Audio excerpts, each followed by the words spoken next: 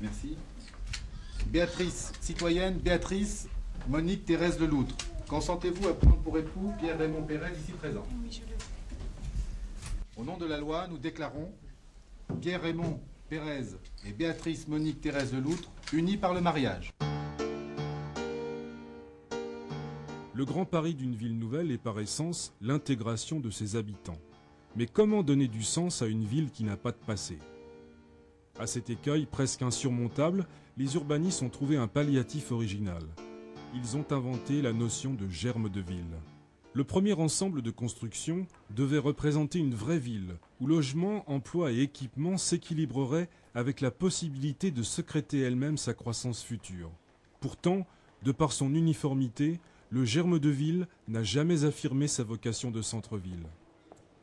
Ce quadrilatère surdimensionné de 1300 logements pose dès sa création des problèmes d'habitat. En 1989, près de 600 appartements sociaux, victimes de malfaçons ou désertés par leurs premiers occupants, sont vacants. Un vaste chantier de requalification du germe de ville est entrepris. La réhabilitation porte avant tout sur l'amélioration technique des immeubles. Alors la question qui se posait à nous était de savoir comment marquer l'architecture de ce lieu comme architecture de centre-ville de Val-de-Reuil. Donc pour ce faire, il nous a semblé important de garder l'architecture existante, de prendre appui sur cette architecture existante qui présente quelques défauts que tout le monde connaît, mais qui a aussi, à mon sens, beaucoup de qualité. Lors de ce chantier, on s'active à rompre la monotonie des façades en soulignant des panneaux et en faisant apparaître des charpentes décoratives. Le zinc est utilisé aux abords du théâtre. Chargé d'imaginer l'architecture et de concevoir l'équipement de la ville nouvelle, l'établissement public du Vaudreuil, créé en 1972, sera dissous en 1987, l'État se désengageant d'une ville qu'il avait pourtant fait naître. Mais c'est en décembre 1995 que Val-de-Reuil quitte définitivement son statut de ville nouvelle pour devenir une commune comme les autres.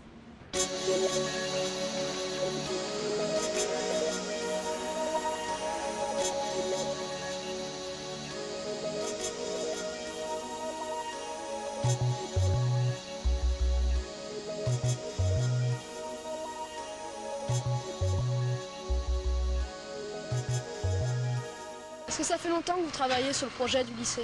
Ça fait très peu, ça fait 4-5 mois d'études et puis il y a 1 an de chantier et il sera livré en septembre 91 pour la rentrée, quoi. Ce n'est pas vous qui avez choisi l'emplacement du lycée? Non, non, ça c'est la mairie avec la région. Et on nous a donné un terrain sur lequel on nous a demandé de concevoir le lycée, mais le terrain, c'est pas nous qui le choisissons. Pourquoi le bâtiment est-il en longueur? C'est assez joli dans le paysage de voir que le bâtiment accentue la pente. Hein, quand on vient de Louviers, qu'on le voit de très loin, on voit une espèce de sifflet comme ça, de plus en plus grand, avec le restaurant tout en haut et puis l'accueil en bas. Bon, donc c'était une manière de souligner le paysage aussi. Le grand trou, ici avec cette colonne blanche, c'est le grand escalier central qui va distribuer les 3 niveaux du lycée. Alors cet escalier, il sera tout vitré. On verra tous les mouvements des élèves qui montent, qui descendent, qui vont de la bibliothèque au foyer ou au restaurant. Ça fera une espèce de grande fenêtre où il y aura beaucoup d'enfants qui passent, ça sera assez vivant. On a essayé d'avoir le maximum de surface vitrée pour éclairer ces locaux et que ce soit très lumineux à l'intérieur. Vous nous avez dit tout à l'heure que ce serait assez classique, mais je pense que quand même ça sort de l'ordinaire par rapport à ce qu'on voit d'habitude. C'était un souci pour certaines personnes de voir un bâtiment très très long qui fait plus de 100 mètres de long et tout droit, parce que ça fait penser aux anciens lycées des années 60, tu sais, où c'était des grandes barres. Mais en fait, tout dépend comment on l'aménage, comment on la traite, comment c'est fait à l'intérieur, comment c'est éclairé. Finalement, la forme, bon, elle est simple, elle est classique. Mais à l'intérieur, tu verras qu'il y a beaucoup de... Enfin, il me semble qu'il y a beaucoup de choses qui vont faire en sorte que ce sera assez agréable. C'est-à-dire à la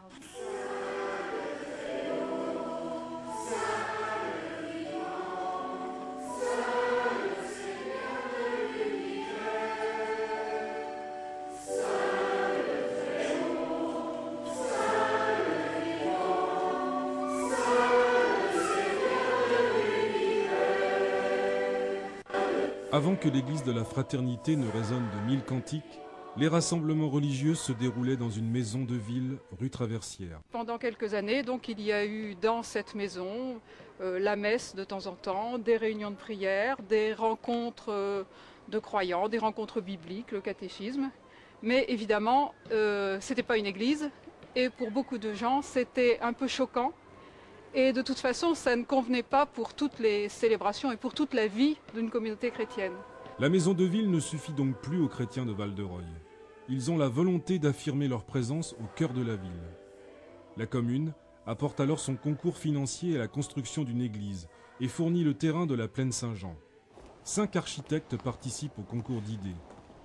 La démarche que nous, on a engagée sur ces bases-là, c'est d'essayer dans l'espace construit de matérialiser justement les différences de mode d'approche spirituelle, les différences de conception.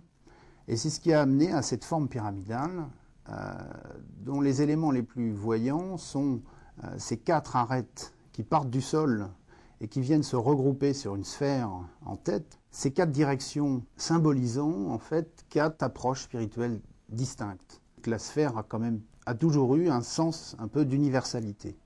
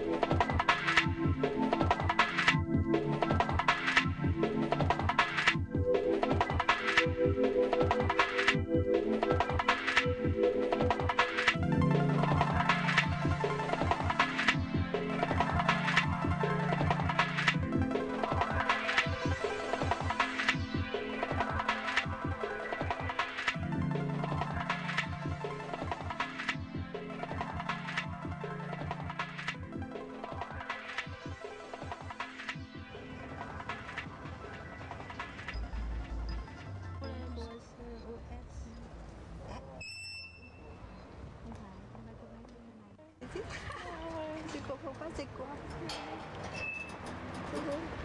C'est quoi là? La lune.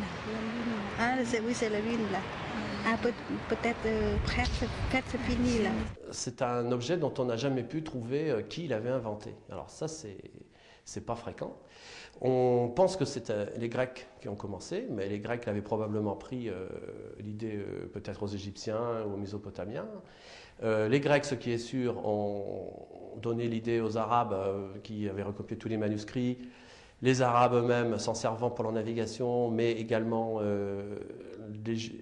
étant aidés par des Juifs, qui eux traduisaient également ça. Les chrétiens lisant les textes d'un côté au royaume de Grenade en Espagne, et de l'autre les Chinois commerçant avec les Indiens qui eux commerçaient aussi avec les Arabes. On arrive comme ça à avoir dès l'an 1000, de 1800, à avoir des astrolabes aussi bien en Chine qu'au Moyen-Orient, que quelques-uns en Europe. Donc un objet international dès le départ. Un objet aussi qui a un rapport au temps. Alors quand je suis arrivé à Val-de-Reuil la première fois, la seule horloge que j'ai vue c'était celle de la gare.